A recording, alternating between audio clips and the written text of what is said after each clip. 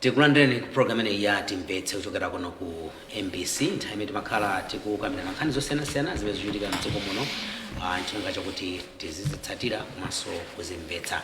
Ndiye lero muli ndine Blessings Kanache ndikulandireni konse kumene muli nthawi imeneyi. Ndiye nthawi zonse sitimakhala ndekha, ndimakhala ndithu ndi anthu angapo ma analyst athu pamene timakhala tikukambirana nawo nkhani zimenezi. Ndiye mu studio muno ndili ndi Mr. George Kasakula. Tikulandireni Mr. Kasakula. Tathokoza kwambiri Blessings. Zikomo kwambiri. Zikomo. Komanso ndili Mr. Humphrey Mvula. Tikulandireni Mr. Mvula. Zikomo kwambiri. Tathokoza. Komanso Mr. Kevin Mpekasambo. Tikulandireni Mr. Mpekasambo. Ndiye amiga kwambiri. Zikomo kwambiri. Pali nkhani zimene ngapo zimene zachitika. Kwa tofauti imene tiyambe ni nkhani imene yokhuza kampeni. Padakali pano kampeni ili nkati. Tikudziwa kuti zivani zikuthamanga pa ground. Yes, taonapo kuti mtsogoleri wa dziko lino Dr. Lazarus Chakwera waendera pafupi pena paliponse chigawo cha kumpoto. Yes. Kuyambira mamawa mpaka na madzulo makhala kuyenda kumana ndi anthu kucheza nawo kumva mavuto awo komanso kupanga sale kapena kuwafotokozera zimene akufuna adzapange mdziko muno kapena zimene akuganiza kuti akufuna atakwaniritsa kuyambira September muno kufika mpaka na 2030. Taonapo amene ali running mate Vitumbi Kumumba nawonso akuthamanga kwambiri pa ground. Tikapita kuzipani zinazi timafuna tione bwinobwino fati taona kuti ngati chipani cha DPP mwachitsanzo taona kuti meneko running mate awo ajenasa ndimene taonapo nditumalo ankhapa kuoneka kuti akuthamanga koma mpaka napano kuona kuti candidate mwina weni wawo sakuwera bwinobwino poyera. Tinamva masiku awiri apitawa ena mwa anthu amene amayankhula nkhani za ndale anafotokozanso padandaula kuti mazooneka ngati kuti makandidate ambiri sakutuluka bwinobwino kumaoneka kuti akupanga zotani. Ndiye tinamva chipani cha DPP mkuzera kwa Malomba aonena kuti ameneyo nthawi ikakwanatuluka padakali pano anyamata afe tizithamanga. Timafuata mwina kungoomba mkota chabe pamene kampeni imene yayambira ndi imene zikuyendera zinthu ndimene makandidates ndachiwiri awo akuthamangira pa ground. Tiyambeni Mr. Kasakula. Nthawi ya kampeni chimene kumachitwa panga declare mpaka na meki kuti pano kampeni ndatsekula. Amachitwa kuonaizi kuti nzofunika munthu amene ufuna udindo wa public kaya ndi ufuna u president kaya ufuna u MP kaya ufuna u councillor nchofunikira kwambiri kuti upite ku anthu ukauze vision yawo. Fuka udindowu si udindo woti ni wakunyumba kwako komanso ndi udindo wa dziko umene ufuna utenge. Ndimafunika kuti anthu aja kuvomera kuti yes tenga udindo uwapase plan yako uwauze kuti plan yanga ndi yakuti mukanisankha nzapanga zakuti. It means ndinamulo ndithu kuti ngati munthu ufuna candidate ngati munthu ufuna udindo wa public ufunika uchite campaign uwauze anthu zimene ukufuna. That's why zipani zimachita manifesto. That's why zipani zimachita mpaka na mwambo tupanga launch manifesto. Ni mene zimene okhalira zinthu. Why? Because olo munthu ntchito ina iliyonse ukamafuna akulembe pamakhala interview. Sango kulemba ntchito kuti basi iweyo ungokutenga iwe bwera kuno pamakhala interview. Why interview? Because anthu ofuna ntchitoyo mmakhala kuti ndino ambiri amene muli ma qualifications ofuna ntchitoyo makhala kuti ndino ambiri. So kuti apeze munthu wabwino amenena kuti akufunseni mafunso muwauze vision yanu kuti mupanga add value bwanji. That's why zimafunika ukapanga campaign. The tragedy is that DPP aganzo la Malawi ndi anthu opusa kuti iwo angapange feature candidate yo sali fiti foti adakula ndi okalamba ali matenda ambiri wa ukalamba munthu ndi thupira gonja mafupa saugwira bwino nthawi zinasolo mmutumu sukumbukira zinthu nthawi zinawo kuti apa msana uwawa nyamakazi chani you slow down. That's why nkhalamba sizigwiritsa ntchito timapanga take over ana usamala nkhalamba. DPP thinks kuti katene kuti Peter Mrida thinks kuti Malawi ndi opusa kuti iye akuzima kukhala ku nyumba because ndi okalamba. Not a fault of his basi ntayata then Malawi adzangodzuka pa 16 September basi boom tasankha Peter Mutharika kuti ndiye president. Why? Because he has the name of Mutharika and so he has proven leadership. Sizikhala choncho. Mutharika is not fit. ndipo amalawi let's be serious. I mean ngati amutharika aupanga front anthu ena to do campaign kuna wina angapanga front. Actually what he's doing, he's just showing how things can be if he can be elected. What it means that actually azachilowonjeza tsopano kuti ndasankhidwa ndiye panopa adzadisesa ndi anthu enawo. But the question is, anthu enawo sanapite pa ballot ngati president fire. Why they don't on ballot as presidential candidate? Ngati afuna president. And as the Malawians, we will not really hold them accountable. The other one doesn't kufuna while he's sleeping because of old age. Is that what Malawians? The fact that we propaganda campaign, what makes us think kuti uza Chilo president? Chilo president is very hectic. We, for example, Perere azgaendera Galimoto, like he did by Jamba, kuti basu khala Galimoto. He's supposed to Perere was regard as Galimoto. He's supposed to stay long day, for example, 6th July. No current president, the whole day will stay here. Somebody kind of president. There's a great charge. Agarandira my diplomats ku State House. Kukhala bwino zolongosoka sanga kapanga speneso. Ndiri azikapanga delegate. Just like he's delegating. Anakanika even upira ukapanga launch manifesto yawo ku Mount Sochi. Ubwera apa anakho mpaka pano sinaone. Since that mpaka pano sinaone. My point is, if he's doing these things, now ali candidate kuti amauza ati kuti anamalomba inese mpaka campaign tipanga ifeyo. What it means that government will also be run by those people. What side of ballot? Now, should we send Mutharika to State House makangogona? Because probably there is a better bed in State House than his own in Kumangochi. That we should just be looking after him without him working. Because essentially, what it means is that with our taxes, when he's not paying back, you have got to offer a service. I've got to offer a service of Director General. In a day, MBC pays me a salary every month without fail. It's not a free salary. I'm supposed to work.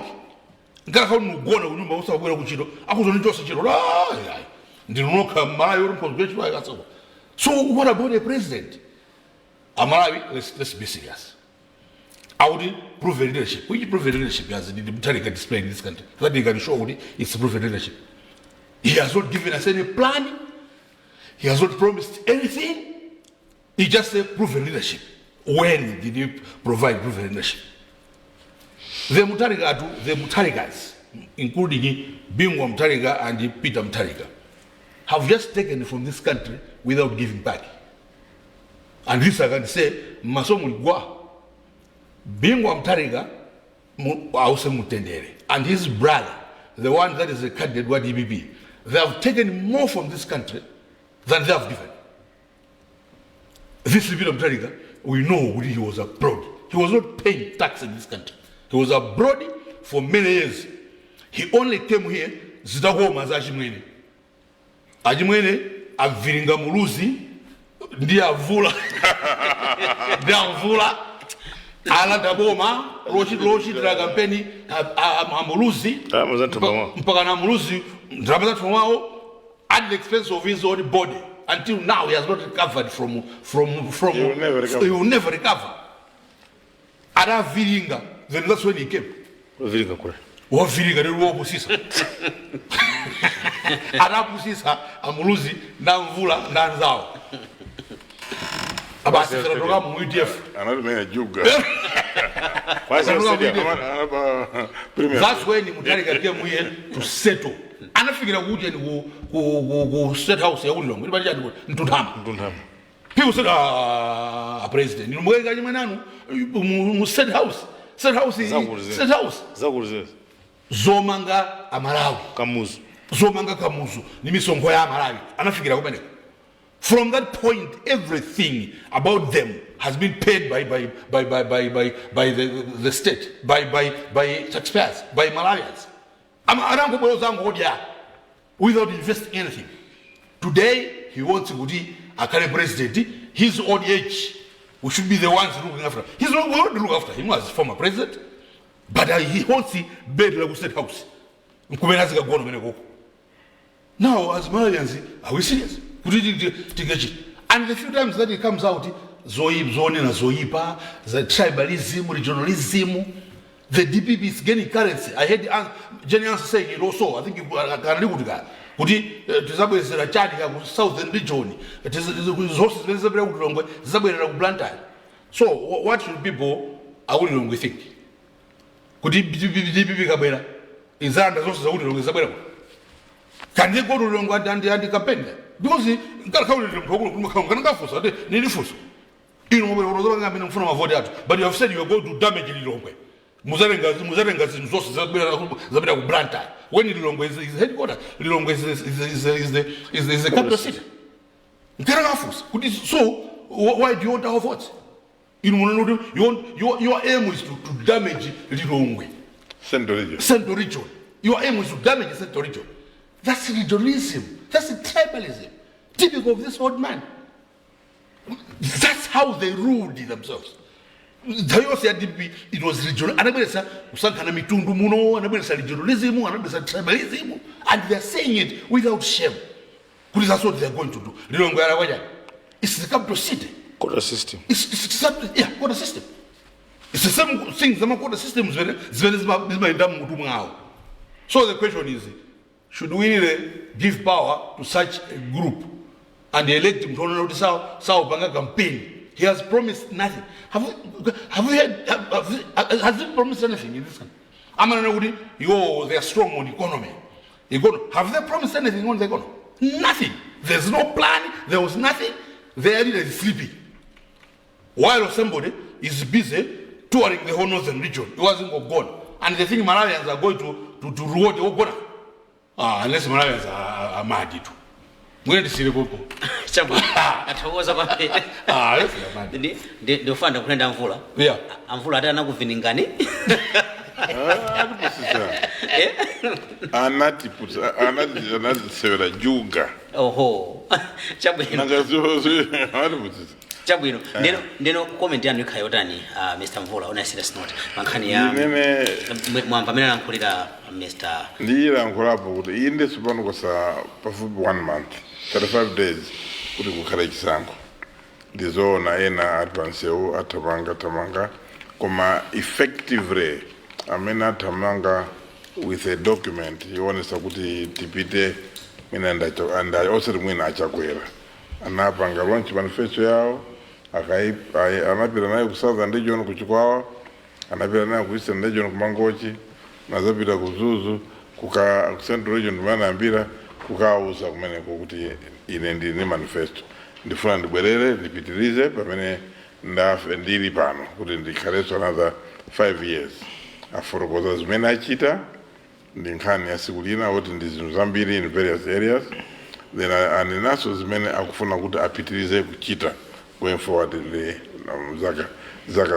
zaka zikubwerazi ena nda Mai Joyce Banda amene anabwera katika chiwiri nawonso akutamanga anena zimene angachita then ena amene kuti apange present anali bambo Professor Peter Mtarika sanathe kupanga present manifesto yao kumansochi adapera kupita komanso lwale yoyamba yopanga present kuchigulugulu nawonso anabwera anapanga present wanalankhula sanapanga present analankhula mu ali mgale moto kemoto sanatsike sipano malamulo ya Malawi constitution ya Malawi imanena kuti mumavotera president tamene mamvotera kumakhala zina running mate zina running mate si kuti kumakhala president nkope chache running mate malamulo athu a constitution imanena kuti running mate ndi munthu amene amagwira ntchito yotumidwa ndi president alibe mphamvu basically ndi message wa basi ndi malankhula chipongo chachi yawo amati anduvire mwinye munthu basi ongotumidwa alibe mphamvu tsono posakhala ndi mphamvu sizingakhale chimaoneka bwino and njosa inera is out of convention kuti running mate akapange present manifesto ya president kuti ine ndisangeni nga ya president katacha iwo Mutharika kuti anene kuti ine ndifuna mundivotere chifukwa chanabwera ndi izi ndiye munthu wa munthu wina akuthawa chani sakusifuna kuzipanga committee kuti ine ndikufuna izi chifukwa manifesto yoti anapanga prevent a vice president Magalasi is a non-issue in the document imene anapanga limodzi koma the fact that anakana kupanga present ndi kuti mwina akukana responsibility accountability azanena ma ine zimenezi anakana solare yawo kuti azakharepo kuti mwina azalankhule pararepo manifesto yomweyo to talk to Malawians sanabwere akadzagwira ntchito so kuti ambagwira ntchito atasankha ndi kuti ife tikufuna iwo Amalawi azafuna iwo sizafuna vice president sizafuna Magalasi a vice president azangokhala munthu amene aripo sizafuna a second vice president anthu anatusa mawu achipongwe amati mphatika umbuyo sizafuna ajana kuti azakhale ndi mphamvu akamanena kuti zakhala ndi mphamvu asazitenga kuti because the constitution does not give power to a vice president. No power. Does not give power to a second vice president. Not even a job function. Not even a responsibility. Kuti uzakhala ndi chakuti ngatanga apase unduna kuti azire position yawo izilemererako not a prerogative ya president. And what it means ndikwizana ndi George ponena kuti mwina afuna atipusise kuti mwangoza atasankha kukhala president ndi kuti azayendesa ntchito ndi amene akuthamanga pano. Yes. Amene akuthamanga.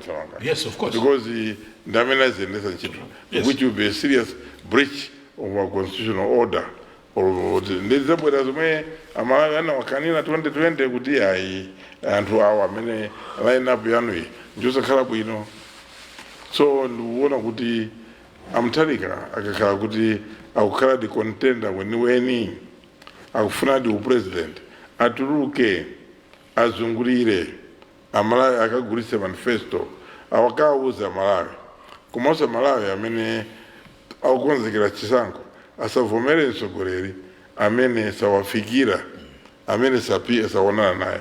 I was very happy to hear achinyamata akuzuzu akunena kuti Mutharika akafuna voti yathu abwera konkuno. That is what everybody should be demanding. And for Jenny Asa, Ndajana, simple advice: you see a president at DBB, you are not on the ballot. You will not be on the ballot. You are not one of the approved names of presidential candidates. Ballot.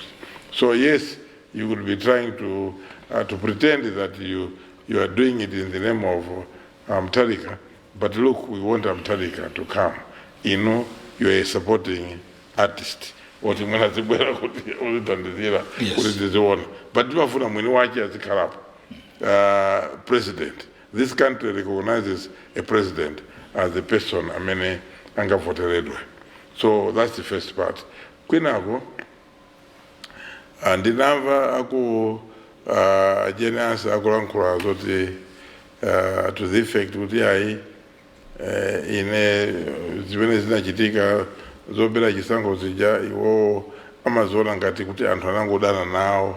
So mwina ine ndinamva chisoni kwambiri. I thought somebody who went through that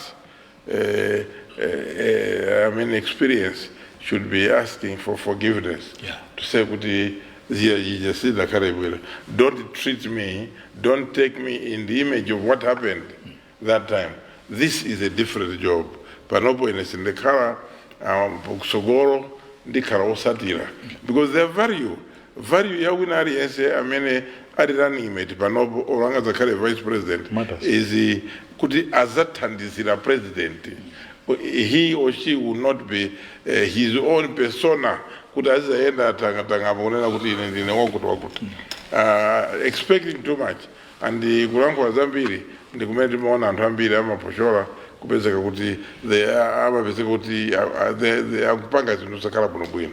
So Jenny Asa zena zolankhula zimakhala zosakhala bwinobwino ndipenyereni nkhondo inde mulungu tipenyereni nkhondo. I think God is for everybody. Mulungu sanasankhe kuti ine pondilejenas andine bishop, therefore God will fight for me only. Si George to everybody chakwerazi kuti God Yesu akumthandiza.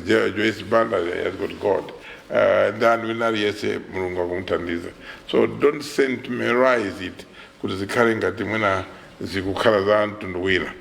And also don't show things kuti ine ndikuyenera amafumu ena amene achikhalidwe changa or zimene zimakhala dangerous because mumakhala mukwapaka chiteze and waja. There will be life after the election. So how will those people come into the system? Supposing rules ndi anthu achaza azapanga bwanji musaononge anthu kuti kusogoloko azapezeke kukhala part of the society which is ongoing beyond 16th September. I think mawa amene ndimemadira kulepo chinaso ndi kunena kuti campaign ikhale issue based. Ine ndipemphe anzanga ku DPP or chipani cha DPP, they must be able to not just to mention issues kungochula zinthu and kuzikongolesa zinthu zija. If you mention an item as an activity or a pillar for your future government, explain how are you going to do it, because you come from a background. If you're talking about proven leadership, the proven leadership we know is there was a lot of corruption during that period. Mapanga falsify my documents. Ukatenga ngongole kuchoka ku Exim Bank kusapanga cover ngati ndi import cover. Maka anthu ambiri amene azanu matenga machita kulozana polemba chitu tribalism. As a result, mapeze kuti tsopano mungolemba anthu akwana without going through an interview. Yeah. Because the difference now is that people must contest. So amatenga anthu ena ma qualification now osakhala bwino ena ajamata somaje ngati imeneji kuti anthu amene analowa msystem. I'm very sure nkhale mbomamu amene ali ndima university ongoti wopeka kuti au Jerusalem. Even after a law was passed kuti zinthu zamazipange use za udokotala ma PhD iyo tikukaka mirabe zimene za title amene because it makes us look very nice. So yeah, that's how we remember the past. But zinthu zambiri zimene kuzikumbuka nazo. And Adubere comes up and says something about DPP. You're all up in arms against the young man Adubere. Adubere Zona, 2019, anavutika yeka ndi campaign. Yes. Yeka, let's be honest. Anatamanga nayo yeka campaign. Yeka. Abwana apita anatuka katatukoka. So we must remember. So it's a current team because now this person has become objective, not mercenary. No, he's not mercenary. If you come on we're not mercenaries. We are being objective. If you have good facts that contradict what you have, come up with those facts and say, I mean, we are prepared to apologize. I think so far, because you have not come up with contrary views. Chabwino. No, tathokoza kwambiri Mr. Mvula, Mr. Mpekasambo mwakantha itali mukumvetsera. Mfundo imene mwina Mungu auza Malawi ndiziti paona kuya amene mwamvera kuchokera kwa akuluakulu awiriwa tikamakamba nkhani ya kampeni limene ikuyenda padakali pano ndize pano. Ndi zinthu zitatu zoti ndikamba. Chabwino. Choyamba zinthu 4. Oho. Choyamba ndinali ndichidwi kuona zimene mmene wayendera president wa dziko lino kumpoto. Zinthu zochititsa chidwi kwambiri. Kwa nthawi yoyamba president ukagona kuchitipa zochititsa chidwi. Ndiye ndikumvasa kuti kumene anagonako akuti anthu abukiratu kuti nawonso akagone lumwiti Yomayo ndelu munthu ampatsa business. Zosangatsa kwambiri. Zinali zinthu zochititsa chidwi kwambiri. Kuchoka kumene ukagona so ukaronga no sitting president has behaved like this. Ndi mbiri imeneyoyo anthu akukaronga kudabwa kuti unoko president wa dziko akagone kuno. Zinthu zochititsa chidwi. Kutanthauza kuti ma business tourism chat anthu amene ajawa panga ndalama komanso ndikamaona mmene akumachitira kampeni yawo sindinaonepo munthu akutukwanidwa kapena akunyozedwa. Ayi, akufotokoza kumapanga engage mafumu atsogoleri osiyanasiyana kubwera kufotokoza maganizo awo, kufotokozanso zimene akufuna. Nachita chidwi kunkhotakota George akuti mfumu ina ikunena kuti dziko lino lione kukhala ndi slogan ya dziko. It's a very important topic. It's a very important topic yoti tikambirane dziko kunomo. We need to have a slogan as Malawians. It's one slogan. We don't have a slogan. Okay. So zinthu zochititsa chidwi zimene zikumachitika. Kubwera ku nkhani yanu George kale padali film inakati nkati awo absent without leave. Mwaizo? Awo. Awo amanthauza absent without leave. It's a serious offense in the army. It's a serious offense in the army. But it's also a serious and dangerous political offense. Politics is about perception. Absent without leave in politics is distraction. Self-destruction. Chifukwa perception yosonga yopanga create poruma ena sizingateki. Koma sindikudabwa. Fanya kuti mukumbukira nkhani mdziko muno chiyamvire nikuona nkhope yapita mthalika. Absent without leave wachitika kangapo konse. Ndipo amachitika pokhapokhapo zinthu zikatentha. Zinthu zikati zathina amthalika saoneka. Zinthu zikati zathina kumbali yawo amthalika saoneka makabisa. Panopo mwene tikhoza kumvetsetsa kuti poti mwina akula iti? Akula. Koma sikuti nchachilendo ichichi. Professor Peter Mutharika runs away from problems. Nthawi ya academic freedom, Professor Mutharika anachoka mdziko muno mukakhala ku America. Ngati makumbuka. Makumbuka? Adachoka mdziko muno ali Minister of Education? Yes. Anachoka mdziko muno. Atabwera kwa afusa adena kuti I am not the solution to that problem. Yet he was Minister of Education. Ali Minister of Justice, he behaved the same way. Ena nkata nyanyala, ena nkata tani, anapita kwa America. Ali Minister of Justice. You remember that? Nthawi ya campaign ali ndi atupere muluzi. Apita Mutharika anangopanga misonkhano itatu. He was inside. Nthawi ya campaign umakhala zinthu zatentha where you need rigorous movement. Kudzuka mawa ukajigima kunthalire kubwerera, kudzuka mawa uthamanga upita ku misuku kubwerera. Yeah, misuku anthalire same day. Rigorous action. Presence, avail yourself for the imene ya Mutharika amaithawa. Koma pankhani yothawa ndimaona ngatiso mwina kumakhala kusafuna kukumana pafupi ndi wanthu. Ngati mujama chitira achikwera kuti akumane ndi munthu wolumala agwade ampatse moni, which is in our culture, isn't it? Akoza kugwa. Mwanipesa ndimaona ngati safuna kuti adziyandikana ndi anthu. Ndimaona ngati safuna Mutharika. Mukumbukira adakulira kuja papaja. Ndikufusa adakulira kuja kuja. Ndimaona ngati pena pake safuna magwirana mmanja ndi wanthu. Kuli mnazima apowa. Kuli mna kumana ndi anthu okalamba amayi acheze nawo shekana nawo manja chani kuti akambe nawo nkhani. Ndimaona ngati safuna. Chifukwa, why not avail yourself? We have said it now and again. He is not fit. Pompa na rinyoza panjamba. Hey, mukumandinyoza ine. Tukunyoza chani. Tukunena zona, your former president, it's true. Muna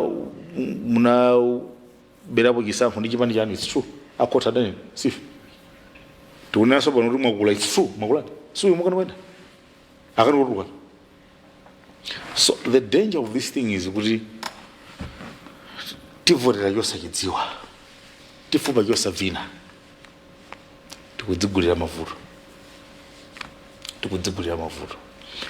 Kachiwiri ndidakamba nthawi nake kuti jijiri mupanga ndi amekiwe simupindula pokalikonse zimene zachitikadi sanapindule pokalikonse. Panonso ndofuna ndachenjeze zoti kampeni iliyonse mudzikhalira umatukwana anthu simupindula kalikonse, simupindula kalikonse.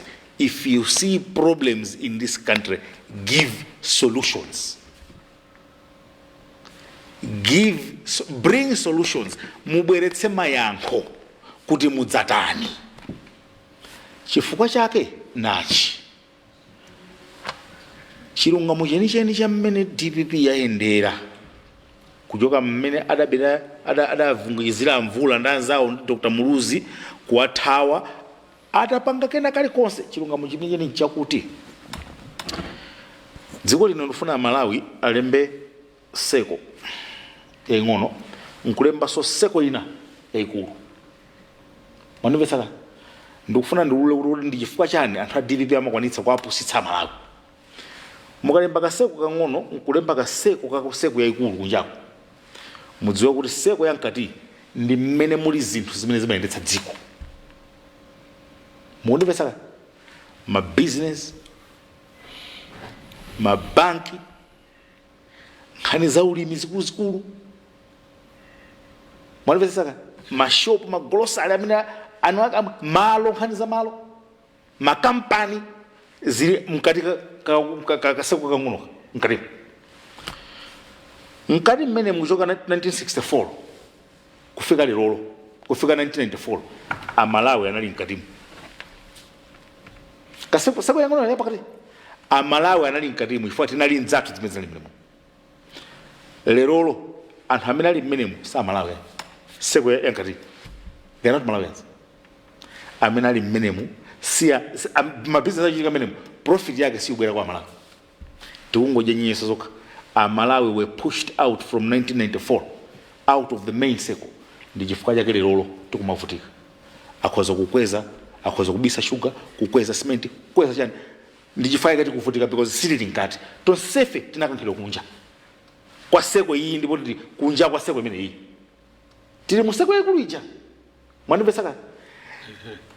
Ndiye chifukwa tili kuseko kusitidziwa zimene zimachitika mkatimu. Mwandimvetsa.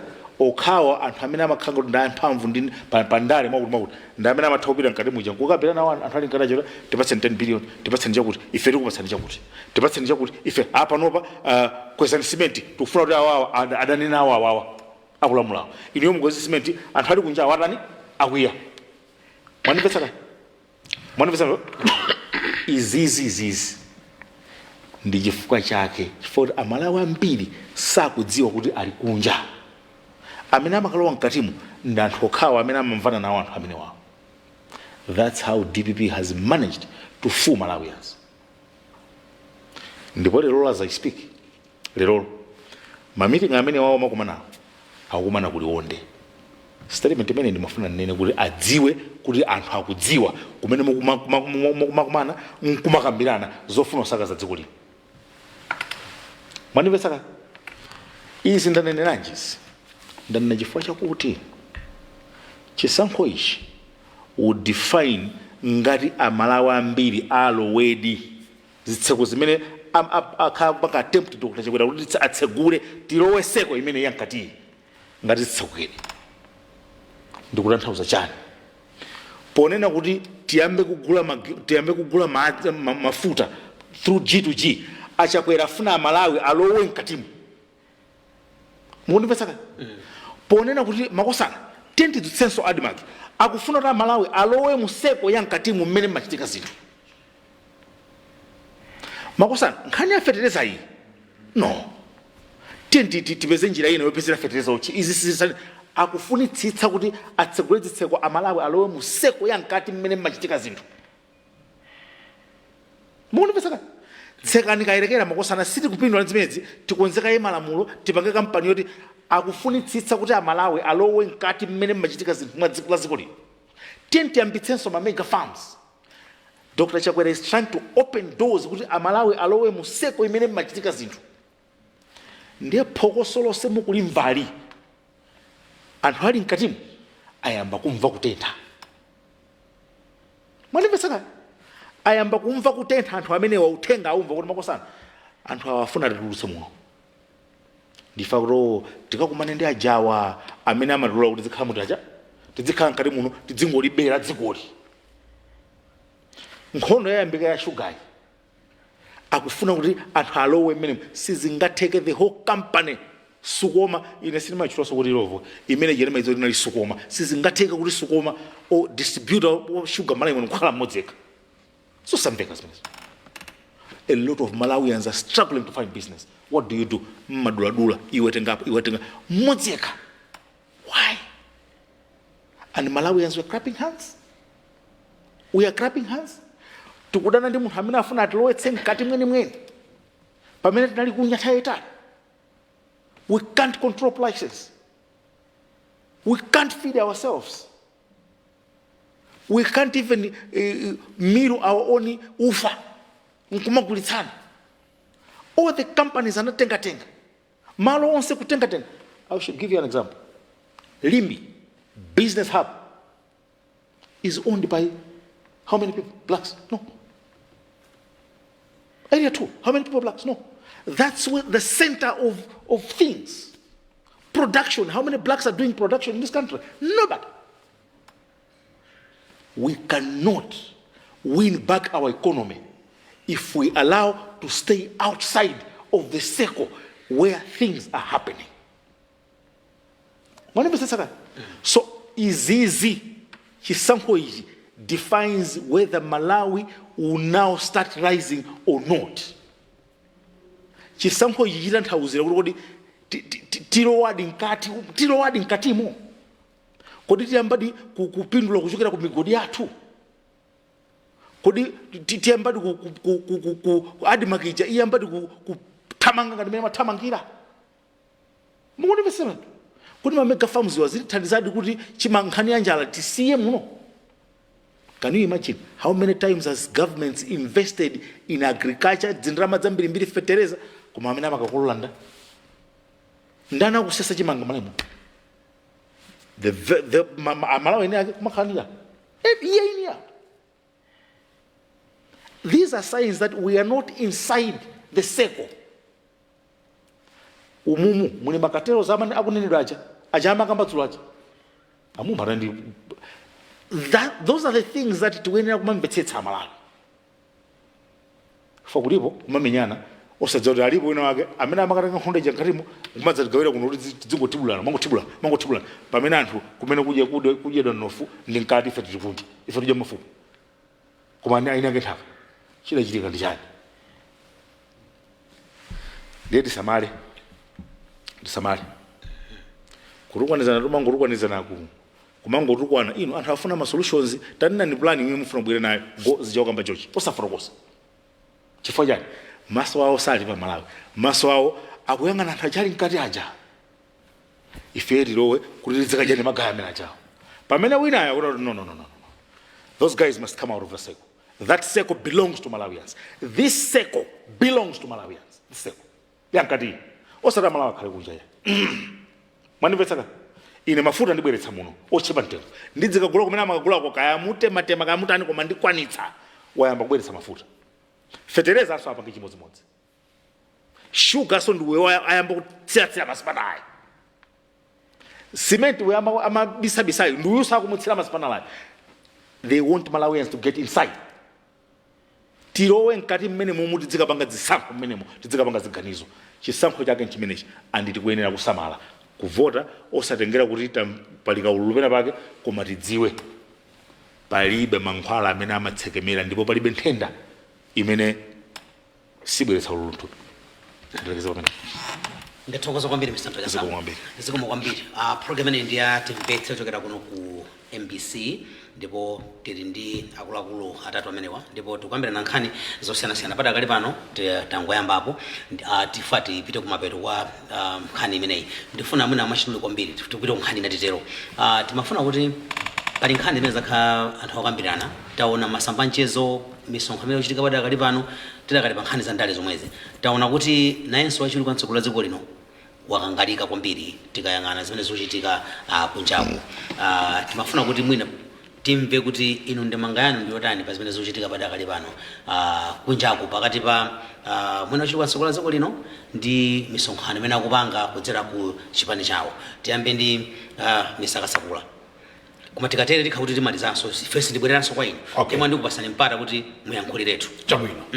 Mwina poyamba sikapita kumeneko ndichite kukhudi nkhani ya Mutharika ija chabwino ndionera kuti Amalawi tichenjere ziona mpeka supposition Amalawi tichenjere zambiri zikukambidwa ndipo zinenedwa mabodza ambirimbiri akunenedwa tikachita masewera tigwira pasi usiku uja ukale tili kumudzi timadya sima mene timajera pa nthawi napaja usiku ndiye munthu muru kugwire pamene pali mbali ya ndiwo iwo ukasusa basi ndiye ukugwira basi muru kugwire pa nthuli ya nyama pisi ya nyama iwo ukugwira basi tikata masera tisiya nthuli tigwira basi ena mari kurumidwa nkhaliri pamoto exactly tiponya nayo basi tikata masera tikoya nawo basi kagule palafini efa zambiri zikuchitika mabodza akuchitika zimene upanga DPP is broad daylight fraud akupanga fraud and if Malawi we are going along imweyo ngati Mutharika sakutuluka pano nthawi ya kampeni pamene Africa anyengerera Malawi kuti ampase mavoti zimene zakulephera not because sakufuna make no mistake because people think kuti Mutharika sakufuna he is weak sidala yayi he is unable he can't he akozola kulazi tubagamwa koma action ulaba action alibe pavu kumasolo kuyankhula pa mayiwala ya kumayiwala tupira foka tupira kwima tisabange zimenezo uyu ndala utimdaye sabange chibana chimenezo undaye timdaye nosathandiza asanamize iyi if he can't come to us and tell us what he's going to do then we shouldn't give him our vote otherwise the only opposite will be a laughing stock in the world it will be like a world's first. Could you have a candidate that doesn't even campaign, then he still gets voted? Who does that? Where does that happen? In the first place, he shouldn't have become a candidate. Because you're supposed to go a president to be suku. Vote. That's how it is supposed to be. What does he do instead? He's sending Jenny answer. The same Jenny answer to cover with us. You may Jenny answer, I don't know, 2019. Madando, Tipex is the one that is sending. Zona, Amalawi, Ifeo, Tiforem Tariga, should go to Jenny answer the other president. Jenny answer, president of this country. Seriously speaking. Jenny answer, public enemy number one. I'm actually, somebody was telling me, I'm trying to be if they're out of government today, they should blame Jenny answer. Is the one that anapanga final blow. People should say, is he? It was her for messing up the election. That's the person that beat Mutharika wants rather carry president wants to go in. Because here he's sickly, he's frail, he's what, he can't move. This country was set on fire. Yes, this country was set on fire. Set on fire. What arrogance is that? What arrogance is that you can think public enemy number one, they will pass one who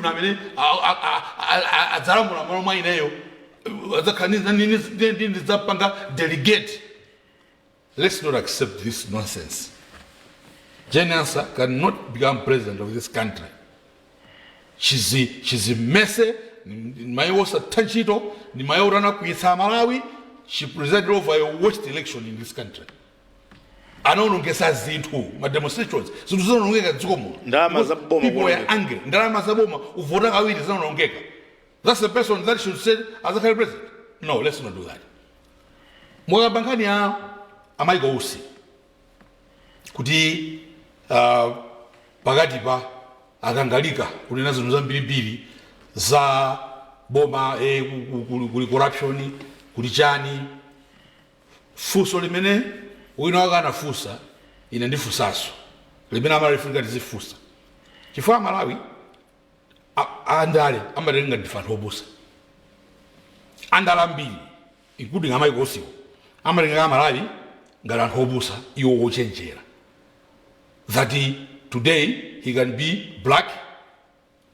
At the switch of electricity, he becomes white. And Malawians, tizingotsatira nkumasekerera zimenezo.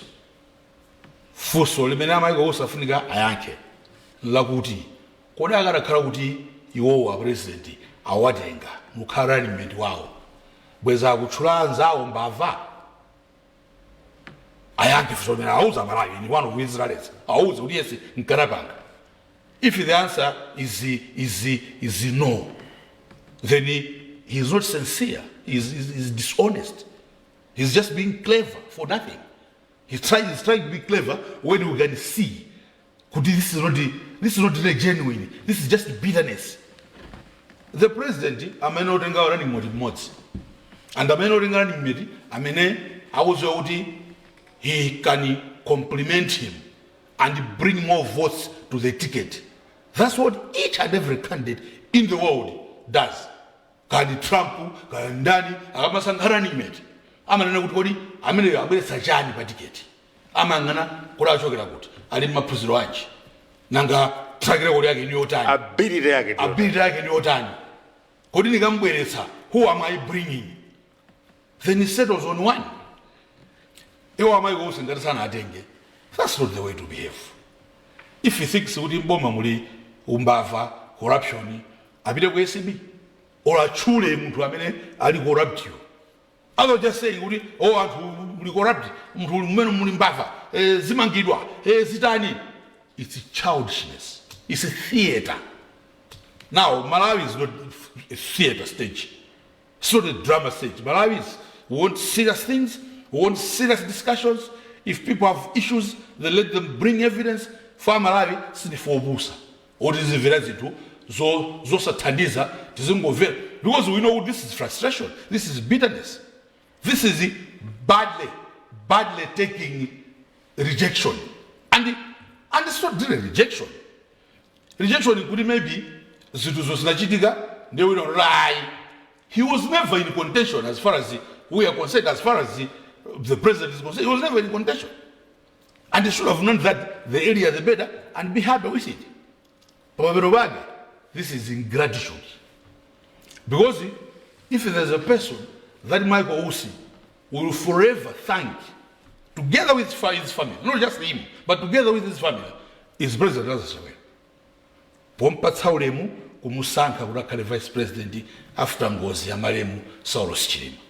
Akatopatsa Kaliati, akatopatsa Akambara, Mtumbuka. And that decision inamusintha moyo wake. Mwina avogoma mfaka mwina awokwiya. But muntu wanzeru umaona kuti ichichi chanisintha moyo wanga and kuti nisinthe chifukwa cha uyo ameneyo suma munyoza under any circumstances. Suma munyoza. Foma zulu uyu ananisintha moyo wanga. Anawoganiza kuti uyu akhale mwakuti nkuzichita zimenezo ananisintha moyo wanga. Ndedi mati uthokoza muntu, gratitude, because there is tomorrow. Kuyamika.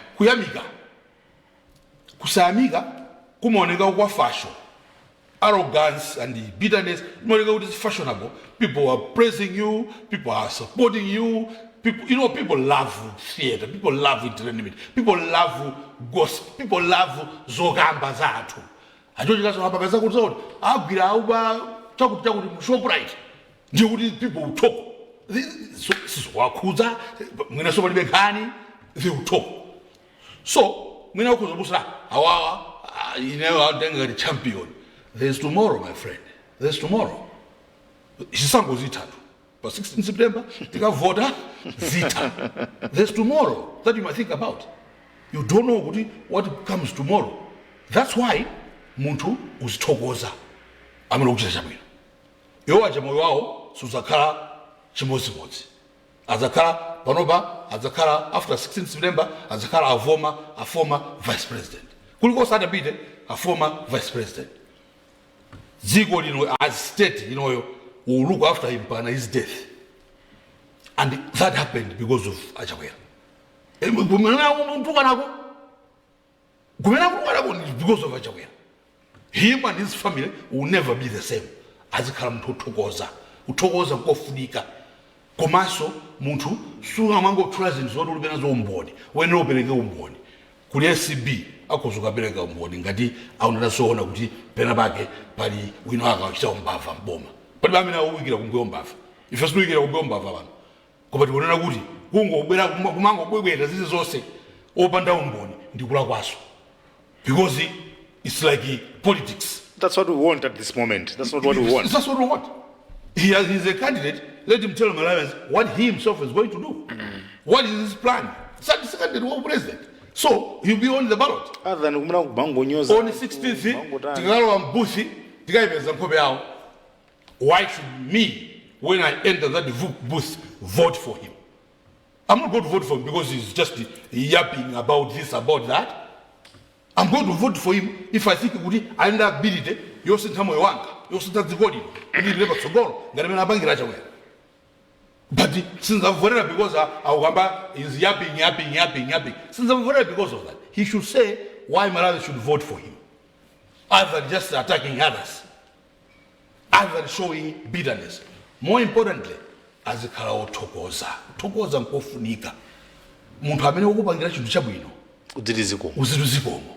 Wanakauri mbuyo penapake wapinda zinthu umakamuzira kuchipse alimene paja sina chite bwino paja koma sali kugulu aja uzoti uyu namene atalipasa chakuti si bwino choncho so ine ndiyapemphe amaiko osi motseka unyang'ala ulayata azikhala munthu othokoza ndomanga omaliza. If there's something that he must take from what I'm saying, nkunena kuti azikhala munthu othokoza kuthokoza nkofunika moyo wawo udasitha chifukwa cha a president komanso ulemuso ndofunika kwa anthu amene akuthandiza munthu fa amene unda abambo ako nama yako ngati akuthandiza akusitha moyo wako. A fundamental change, not just a small change kuti kakang'onong'ono basi title this, a fundamental change. Your life has forever changed. Munthu amene akupangisa zozo ufunika kumthokoza faka dathosa nthathu ena kokuja kuti a president was at liberty even usankhawo ku MCP unena kuti Catherine Hala ukhala vice president. Nobody, people don't go koma state asankha basi malamulo amalero anasankha iwo azithokoza. Mwina ndisire bomba ndathokoza kwambiri zikomo kwambiri. Mr. Mvula mumaliza bwanji ineyo zimene nkwakasakura zambiri zanigula ntima mwene afunikana kwa zambiri zomwezo chabwino. Ndakhala wodabwa kwambiri wozizwa kuti 2 weeks now Michael Usi akumapanga bro hot and cold akumapanga zinthu zodabwisa ndinanena nthawi ina kuti kumene kupitako sizikhala bwino pamene zapanga announce kuti ndipanga chipani changa ali mboma momwemo ndinaona kuti kusopano zitavuta ku UTM kuja ndimayesa kuti mwina sanaime ku UTM pongokhala ndi mtima kuti ayi let's see it or ndithandiza chakwera omwewo ndi atamba kulankhula kuti mboma mulikatangale wambiri ndinadabwa kwambiri ndinodabwa nkhaleleyo kuti citizen number 2 akunena boma lache, not just number 2, also in charge of reforms akunena boma lache limene mulikatangale wachitapo chani iwe ndi bwana wakoyo wakupasa chito yoti uzilongosola zinthuzo wachitapo chani iwe citizen number 2 will simply be yapping kungolankhula basi ndikuti ukulankhula chani komanso kulankhula nkhani yopanda umboni. Let Samira Osman say those things because alikunja sakuziwa zimene kulankhula but how can a vice president be rubarubing in a Washington government? How and where in this world? And it now confirms jantwena manena kuti Michael Usi as Manganya and Michael Usi as Dr. Michael Usi Siosiana, just one side of the other. So one coin. So the drama character Manganya? Just a drama based on anything he would do is drama. Trying to zaudi basi create a plot so wangopanga zomwezo because there is no way somebody amene wapasidwa ntchito uli right hand man wa president who is supposed to make a difference azilankhula zinthu zopanda umboni komanso mwina zozuzula boma lake lomwelo amakhala nawo mu cabinet amakhala nawo popanga zinthu zonse and the president uja amakhulupirira kuntuma on various maulendo osiyanasiyana ndi iyeyo basi kangamba kulankhula zonyoza boma zongonyoza boma lake katangale boma liloipa ali mafuna mupe and ndi jani ausi apera jani. Why would somebody kill Michael Woodson, especially Uboma at this point? Do they want to lose the election or what? This time or any other time. This time and any other time. Any other time? Apa for China. So they can hardly kill a fly. Yeah, so apa ali chani chimene angafune kuti apere. He's only been a president. Awone ndeganga isi madanga udisoa. Chipongwe chenicheni, chipongwe. I mean, ndege ya run by my British and American. Ethiopia ni Ethiopia ne kumanena zinthu za Georgia. Ulende so kutumayo so munthu wake yemweyo. Munthuyo ndiye isowa chani. Kupanga create the same narrative. Maremu na Yesu anabwera narrative yomwe kuma audio opanga ya this is the same script zimene anthu ena amene akhala kupanga kumbe. And you draw your own script and you pray it that uyipise mbiri ya anthu amene akudyesa pa nthawi imeneyo anthu amene anapasa udindo chakwera would have given that position to anybody indeed ngakhale ine munthu akanandipasa akanandipasa ndikanaka ndili vice president basi so ndikanakwansaso Goma, would have been better. Oh, better. I'm seasoned, a politician. I've also worked. I mean, it's not going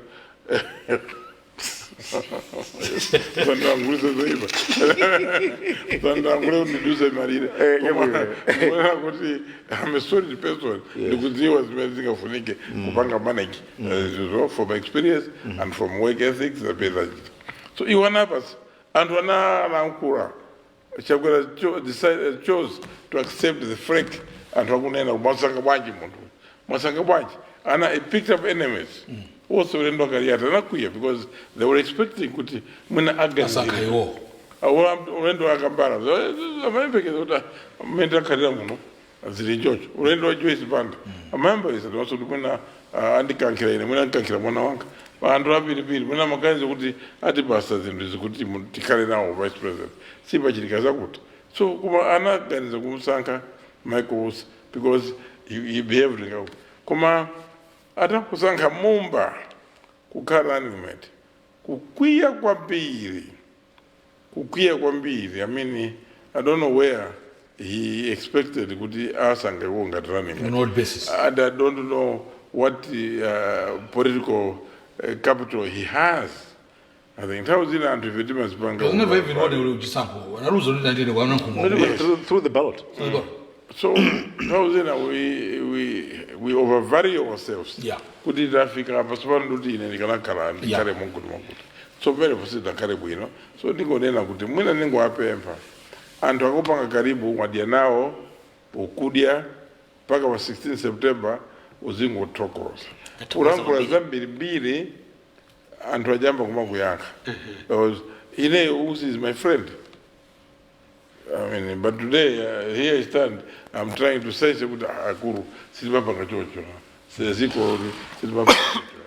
Tokoza kwambiri misamvula. I know munidizi ngapo koma tokoza kwambiri. Misampeka sampo ndikuyere nthawi yanu. Kuti mwina mtakhani mphindi zitatu zokha kuti mupange summarize. Ndimadziwa kuti nekumapero ndimapatsira tumidzi. Pepani. Akoma it's fine. Anzanga wakamba zambiri. Koma ine ndimafuna ndipange chonchi. Ausi ndi amumba anasankhidwa nthawi zawo sizinasiyana kwambiri. Introduction yawo awa to vice presidency awa to cabinet anasankhidwa almost the same time. Nthawi yake sinasiyana. Koma winayu waona vuto nkuchokapo zaka zimenezi patatha kutangotsala mwezi umodzi kuti alandire salary yomaliza nkukayimapo adakhala minister of is it culture and tourism kenaka ku ministry of natural resources from minister of natural resources anapita anasankhidwa kukhala vice president wa dziko nkuwapatsanso minister of state maunduna atatu 5 years been hit. I want you to see through these 5 years three positions, and I want you to see the other side. Vitumbiko Mumba, engineer Vitumbiko Mumba, 1 year as a cabinet minister, 2 ministries, and see what he has done, and compare with what has happened. What this guy for 4 years, 3 ministries, what he has done. Ndeti panga compare. Ndeti wone what do we need as Malawians? Mwone wina oyangana obeza vuto nkulisi hapo mpavuto lija nkutawa nkukayima hapo chimodzi ngati mulonda iwe ndisukuli nawe takupatsa mfuti imene ndi mphamvu za lamulo kusankhidwa ngati nduna ndi ula kupatsa mphamvu sikocho constitution yadziko kupatsa mphamvu izi ukhalapo udzigadira izi mitengo iyi chanchani izi za natural resources za chanchani udziona zimene za arts mudziona zimene nakuba pamene pankuvumbuluka nyalubwe uli ndi futi m'manja iwe nkuthawa nkukayima uko nkukayamba uko wakuba wina waona anthu akuba shuga akuzembetsa shuga unduna wake woyamba adaona kuti anthu akumatsekeredwa m'mafakitale anthu akulandira ndalama zochepa kusiyana ndi mtengo umene boma lidayika. He confronted those problems head on. Ndikumathana nazo Malawi nkumaombera m'manja kuti this is the guy that wanted performance. Discover a problem, face it head on and defeat it, because you have got the power. That power you have given by the constitution. I don't, in my case, if you ask me, mugandifunsa ine sindingafune munthu oti vuto ndampatsa udindo akulandira ndalama zathu dzimagalimoto kani zingati tire munjire musewu nkumango wakula makama speech kumatani koma cheni chooneka chochitika osaoneka uyu winayu 1 year yoka he has a lot of things to show. Pachingereza amati he has scars to show. Ali ndi zipyera zodakhoza kuonetsani uli kuja munandituma kuja ndabwerako, but this is how I've been bruised for Malawians.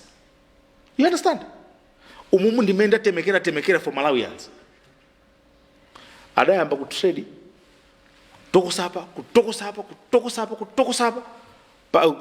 kujana kuyambirira amumbu kuleba tokosapa.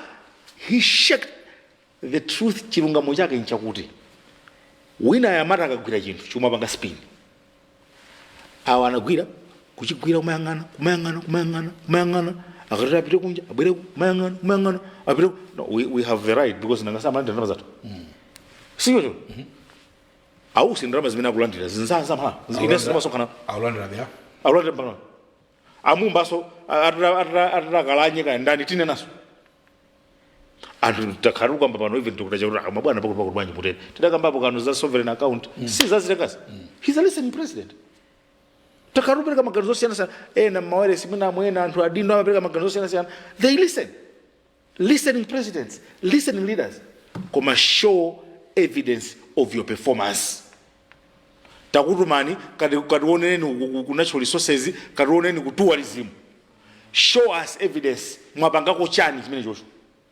Uyu winayu wapanga perform, akupanga perform. Ndi zimene amalawi akufuna zimenezo.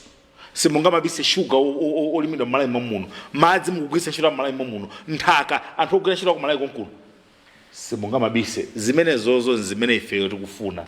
Osati kuthawa kwa imaba chulu nkubaka akubako ndero khanga lubangire kufera njira. Tathokoza kwambiri Mr. Mpeka Sambo. Zikomo kwambiri. Tathokoza kwambiri Mr. Kasakula. Zikomo. Zikomo. Zikomo kwambiri. Mr. Mvula tuthokozeni kwambiri. Zikomo kwambiri. Mr. Mpeka Sambo tathokoza mabwera program. Damika. Zikomo pamenepa ndiye pamapita program yathu ya lero ya Timvetse kuchokera kuno ku MBC pena ndakuluakulu atatu amenewa. Ine ndi Blessings Kanache ndikufunireni tsiku labwino komanso pitani kuonera komanso mpera programu otsatirawa mwakoma nonse. Alright. Iwe udzilimba timu udzilimba. Udzilimba. Udzilimba wewe chifukwa ifezo. Maluzi nje. Patani pamwamwa mbwe kudzera pa MBC2 on the go. Maluzi nje. Kulowa, kuvunga, cash mbwe, pompo. Kuti mulowe nawo masewerowa. Imbani *4342*10#. Lowetsani nambala ya matikiti omwe mukufuna kugula. Muli ndi kuthekera kugula matikiti mpaka 10 pakamodzi. Lowetsani pini yanu ya Airtel